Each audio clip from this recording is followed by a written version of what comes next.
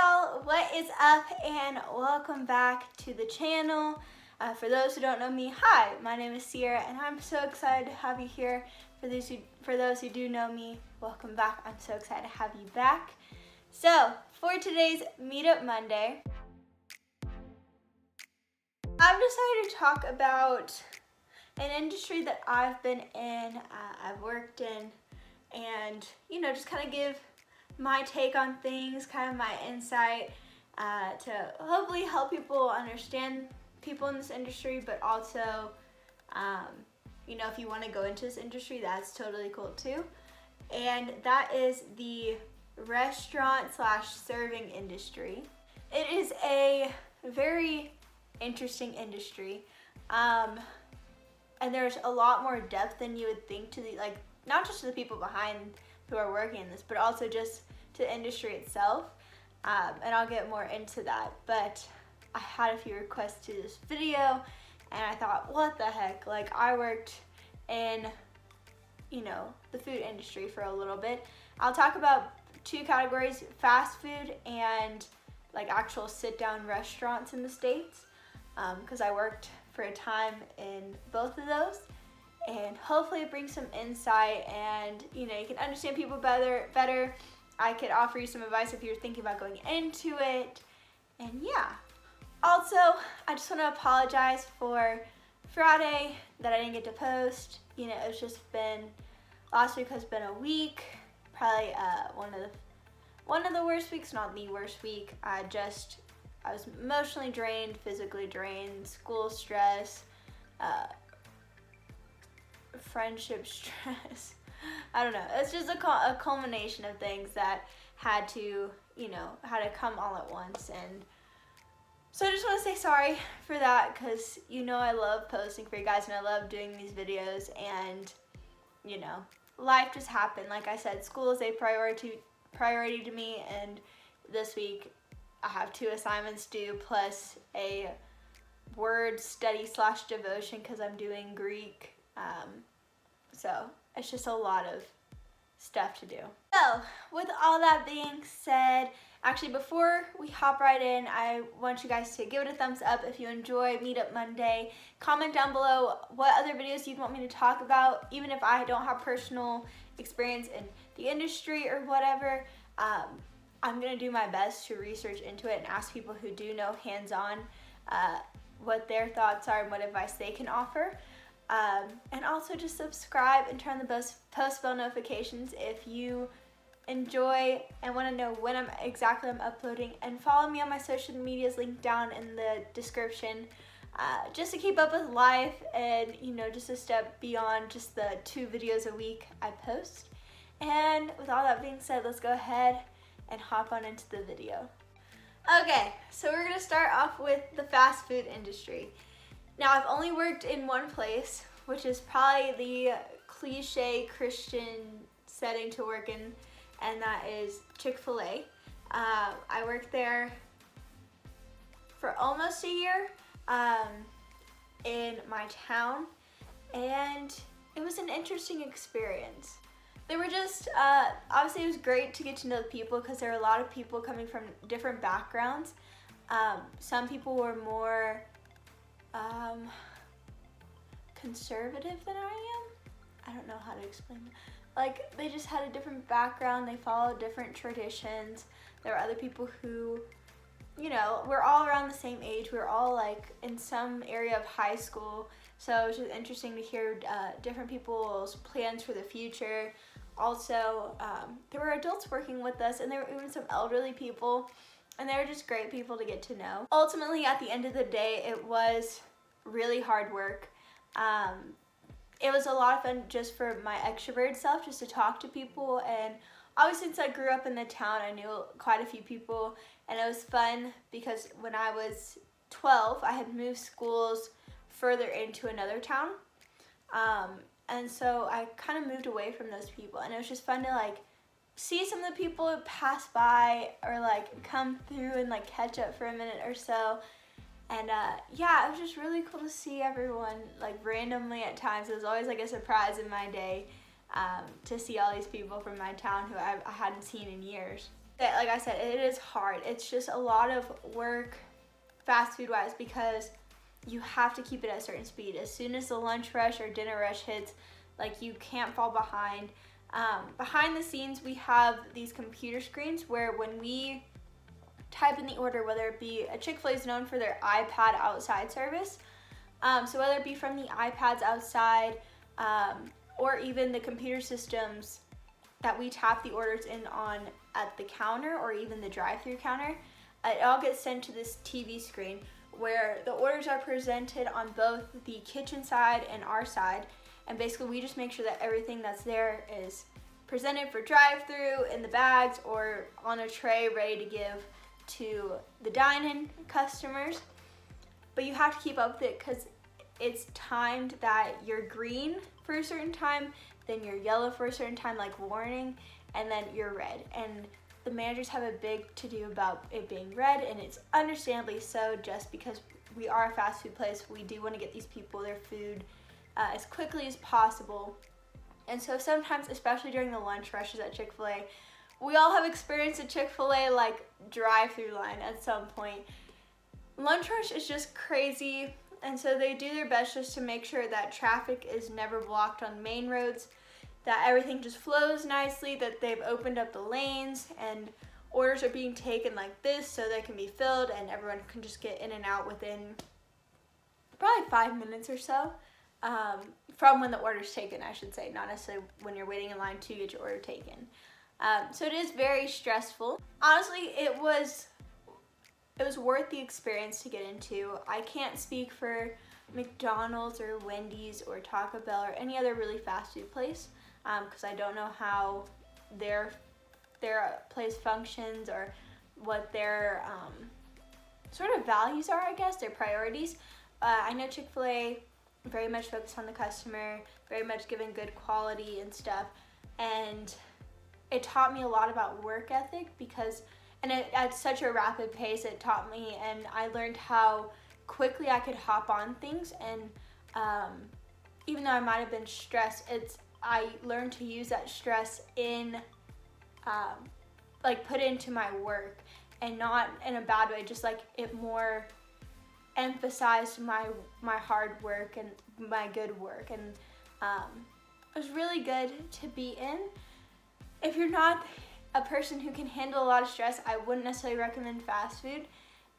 If you're introverted, I can't say. I knew quite a few people who were introverted in this, and I think for them it helped them socially, just, you know, having to like build their stamina, because I know introverts get drained from being around people, and, you know, I think it just built their stamina of how long they can be around people and be okay. Chick-fil-A is great because they give you a certain amount, not a certain amount of food, but like money that can go towards food, if that makes sense. So like you can place an order that's this amount, if that makes sense. And it's always a standard amount. And so we'd always like play around with it. Some people made it a challenge to see if they could get right up to the cent, and it was always fun. So they feed you well. For the most part, they treat you well. They are respectful of your schedule. Now the reason I left is actually because of scheduling issues, and you know, I think that's just on, I can't say it's about all of Chick-fil-A because I knew that there were great schedulers at other Chick-fil-A's because our store and the other store were like partners. They were owned by the same owner, so I knew the scheduler at the other store was really good at their job. I didn't hear any complaints about the people who would come over for like temporary shifts at our store, but the scheduler that I was with, you know, it wasn't, I don't think she was necessarily the most qualified, even though she worked at Chick-fil-A for a good amount of time, but it kind of showed after they moved her out of that position that it wasn't necessarily her forte, if that makes sense. I'm not trying to like bash her or anything, but just like, she was a great person, just wasn't necessarily her strongest area. And as soon as I got someone in, I mean, I can't speak. I heard from friends who still worked there after I left that it got a lot better. So if you're looking for a job, I got paid minimum wage. Some people, they work their way up to it. It also depends on the Chick-fil-A apparently, because I knew some friends who worked at other Chick-Fil-A's, and they got paid better than I did. You do get paid hourly pay and no tips. But, you know, if you can work out a good deal on, I would say it's the workload is, you should be paid more than minimum wage. But if you're just starting off and it's like one of your first jobs and you can work your way up, then I recommend doing this. It's a great company to work with. Fast food, great easy way to make money. It's very flexible hours, great part-time stuff. So I recommend going into the fast food industry. Now for my second thing is I was a server slash hostess for a barbecue place called Jim and Nick's. There's a handful of stores throughout the Georgia area and even the Alabama area. It was started in Alabama. And you know, it's just really good Southern barbecue, like really good food. Now, serving and hosting are, I would say, completely different to fast food, just because, we'll start with hosting. Hosting, they had me as a hostess because I didn't have the restaurant experience in the sense of all the tables have numbers. In case you guys don't know, here's the behind the scenes of the restaurants. All the tables have numbers, and at each restaurant, there's sections of these table numbers that go to the server, and those are their tables for the night or the afternoon or whatever, however they work their scheduling. And so basically, you have to get to know the table system and get to know the numbers and figure out how they're sectioned off. And I wasn't used to that. Fast food, you just get people in and out. There's not necessarily table numbers on the dine-in tables. We had place markers for it, so we would know which table to go to. But with the restaurant industry, you need no table numbers. They had me doing the hosting thing. It was, I think, very much my forte, just because I like interacting with people, and that's basically all I did. Was I interacted with people and I helped servers, which are two things that I like to do. And it wasn't a ton of hard work. It was very tedious work. So we would have to check the bathrooms. We would obviously keep the servers in rotation to make sure that everyone got an equal amount of tables like they were supposed to.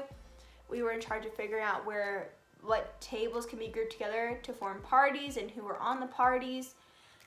We had to, at this restaurant, roll silverware, which is very tedious. But you know, if you can't stand on your feet for too long, it's a good sit-down exercise. Excuse me. Especially on the weekends when there's two hostess working, just because one can sit down and do that, the other one can manage the door.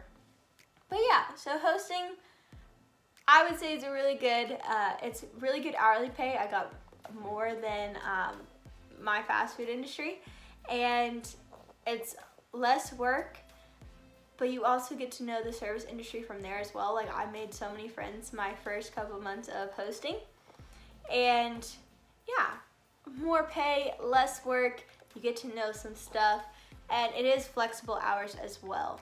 So all these jobs I'm talking about are flexible, and you know, it's based on your schedule, what you put out in your scheduling app or whatever they use, and they work with you on that. And if you can't make something, then you work it out with them, and it works out well. So all three of these jobs are perfect for people who need that.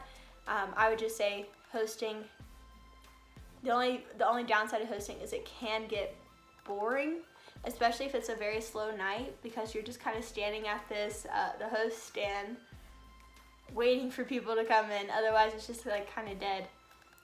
So it's kind of the only downside where it can get boring. But when it's busy, again, like, you just gotta get people in, get people out. You also are in charge of the waiting sheet, and and making sure, when I said help the servers and stuff, we call it busting tables, which means if the server's too busy taking care of their other tables, and we normally had someone hired on specifically for this, but you would help clean off the table so that way you could sit more people.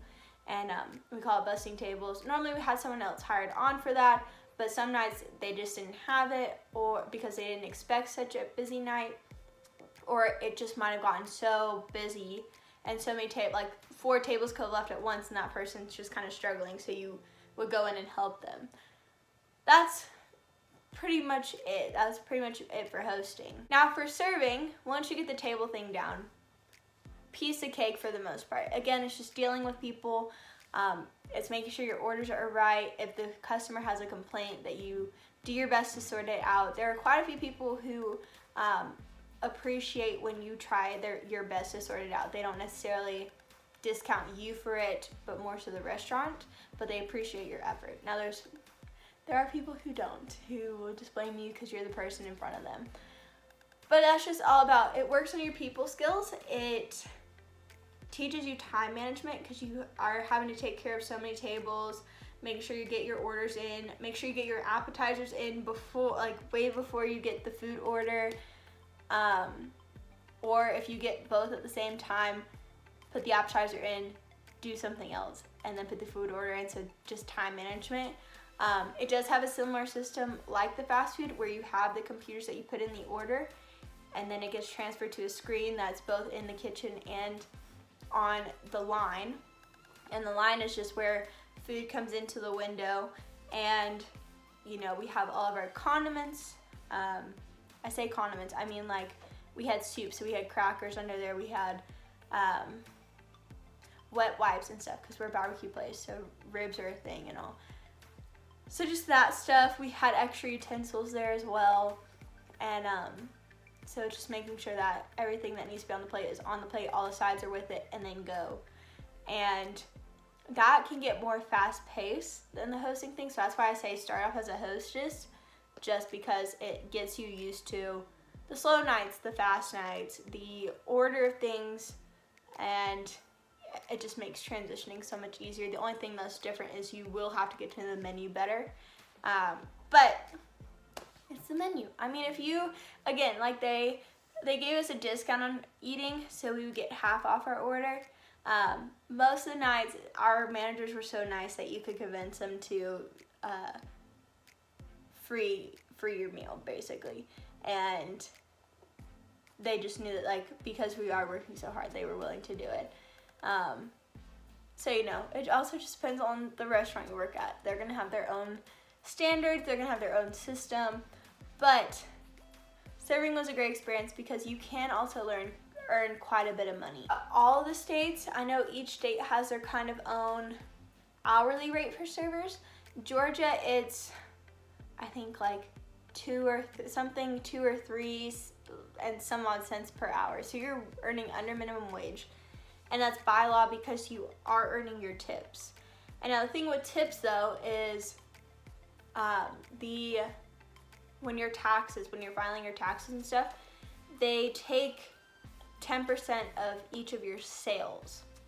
So what we would do, cheat sheet, I don't know if I should recommend this, but all you have to do is recommend 10% of your sales for that night.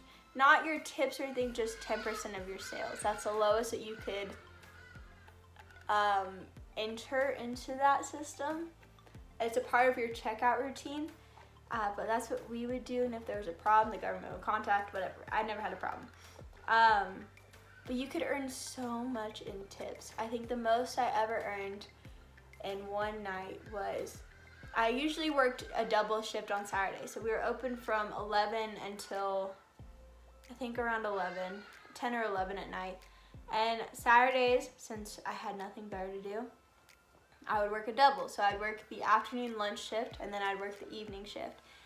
And as you show your dedication, as you show your good work ethic, they'll move you up to the better seating areas, if that makes sense.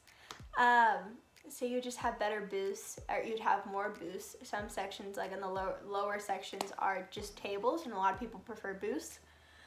You would get some of the bigger booths. So it just all depended on how much you were willing to dedicate. And the most I made in a Saturday was I made over $300. I don't have a problem sharing this. And it was just really cool. Like I definitely was busy. It was definitely a stressful night. It was a lot to keep up with, but it paid off.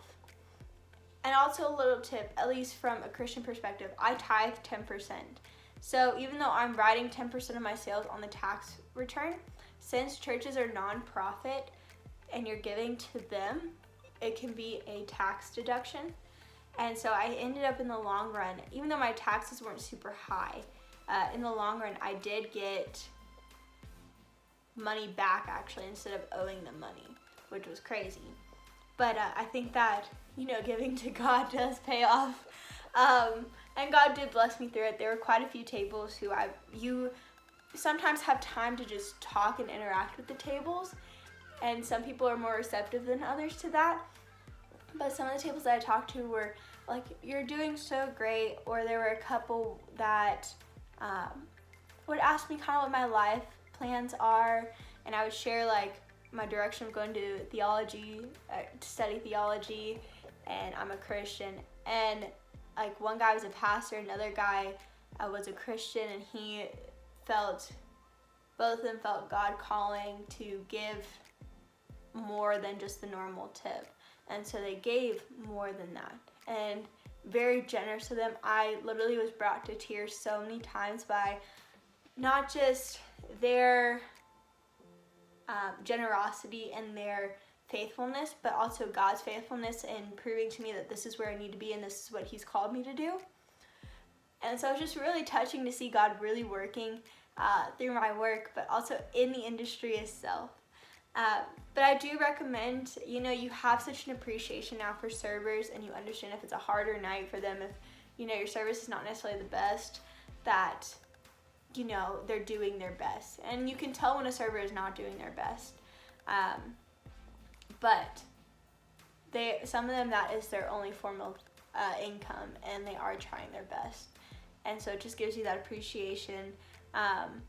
In the States, I know it's not necessarily here in South Africa or even some places, 20% tip is the standard good tip, if that makes sense. So that's kind of not necessarily what we're expecting, but if we're giving good service, like that's what we're kind of hoping for. And the people who do solely rely on that income really need that. So I hope in a way this is kind of encouraging for you guys to, one, be understanding if your server is just trying the best that they can, and the kitchen's backed up or the kitchen's just not on the ball, that you'll still be generous to them at the same time. Now, behind the scenes. Fast food, there's not really much behind the scenes. It can get cliquey sometimes, just depending on how long each person's kind of worked there, because some friendships have been established beforehand. Some people are also on the same track, and all. More so with the serving industry. You'll find a lot of, it sounds terrible to say, everyone's broken in some way, but they're more open about their brokenness. They're more understanding about your mistakes and kind of your past. Like, the more I got to know these people, I felt like I got to deeper levels of friendship with these people than other people I went to high school with, or even people in the fast food industry, just because we're not necessarily going on the same path, but we're both here, we're both trying our best. This is our first or second job. It sounds terrible to say, a lot of them struggle with addictions. There are quite a few who were alcoholics, some were addicted to drugs, some were addicted to smoking, and I don't want to say it's not a bad thing, because it's bad for your health. I'm just going to say it out. But you can really see the brokenness behind it once you get to know these people, and where, their lives have kind of fallen to a point that this is what they need, this is how they're going to make money, and maybe they're not the wisest on how they spend money, but they're probably some of the most down-to-earth, humble people, because they know what it's like being at the lowest of the lows, and it gives me more respect for them because they're so open, they're so honest, they're not ashamed of who they are as people, and ultimately, like, again, some of the sweetest people I've ever met. And even though there was drama, because they weren't all Christians like me. And so they just kind of did what they wanted to. They were adults, they could do what they want. And it was just interesting to see, like, almost why, because you figure out as you get to know them better, like, kind of why they do this. Or the drama was mainly around people kind of sleeping around with each other, and I feel like that is, I didn't go to a public high school, but I've heard a lot of stories about, you know, people sleeping around together in high school, and I didn't experience that until this industry. And it was just really eye-opening to see, like, some of the most broken people aren't trying to show you that their lives are together, that actually they're like, look, here's who I am, here's what I'm struggling with, and you can either take me as it is and, you know, be my friend through it, or you can, you know, just leave. And they were kind of, that was kind of the attitude, was like, I've lived my life like this, or I've lived my life to this point, and ultimately caring about what everyone thinks about me just leaves me further from what I want. And instead, people who actually care about me are speaking into my life actual helpful stuff, and I actually care about their opinions. Cool, they can stay, they understand me, they understand where I'm coming from enough to speak into it. So I would just say that if you do go into this, if you do start to work into, like, if you start working in this, and as you get to know people, like, I was genuinely shocked at the amount of brokenness, the amount of struggles that are going on behind the scenes. So you might also experience that. And I don't want to say, like, don't be shocked by it, because every situation is different. Every restaurant has a different staff.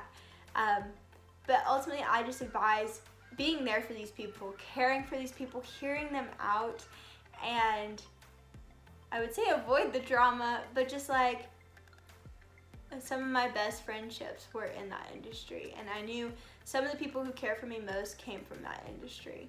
And just getting to know their hearts, getting to know that, yes, they might be broken to this, they might have this addiction, but ultimately the person in their heart is what matters. And just investing time into that and spending time and hearing them and their insight and all, kind of learning from them,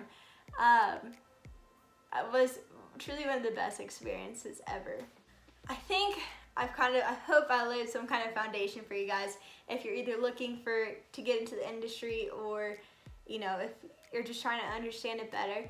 But I want to thank you guys so much for watching. I hope this brought some insight, and, you know, if you have a family member or a friend or someone who is thinking about or getting into this industry, send them over here, message me, comment below.